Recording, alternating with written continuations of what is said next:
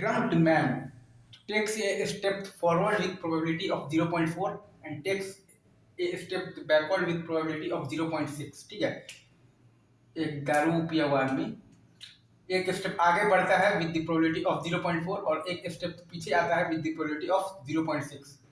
अब हमें बताना है बेसिकली, तो प्रोबेबिलिटी बताना है कि 11 स्टेप लेने के बाद वो अपने स्टार्टिंग पॉइंट से एक स्टेप की दूरी पर है। हमें प्रोबेबिलिटी बताना है कि 11 स्टेप्स लेने के बाद वो अपने स्टार्टिंग पॉइंट से एक स्टेप की दूरी पर है। ठीक है, तो दो केस बनेंगे। 6 स्टेप उसने लिए होंगे फॉरवर्ड, ये सही है क्या, और उसने लिए होंगे तो बेसिकली 5 स्टेप लिए होंगे बैकवर्ड। ये एक है केस है, राइट। और एक केस है कि उसने लिए होंगे 5 स्टेप लिए होंगे उसने तो फॉरवर्ड, ये सही है क्या, ये ट्रू। और उसने लिए होंगे तो 6 स्टेप लिए होंगे बैकवर्ड, ये सही है, ये ट्रू। तो ये दोनों को आप जोड़िएगा तो सबसे पहले आएगा आपके पास 11c6 इंटू 0.4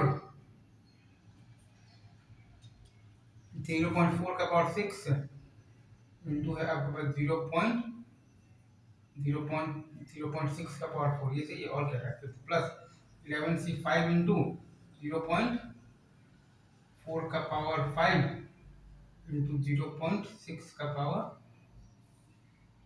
6, ये सही है।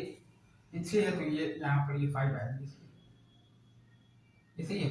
मैं यहाँ पर आपके लिए एक बार फिर से लिख देता हूँ। 11c6 इंटू 0.4 का पावर 6 इंटू 0.6 का पावर 5, ये सही है। और क्या आएगा, देखिए आपके पास प्लस 11c5 इंटू 0.4 का पावर 5 इंटू 0.6 का पावर 6, ये सही है क्या।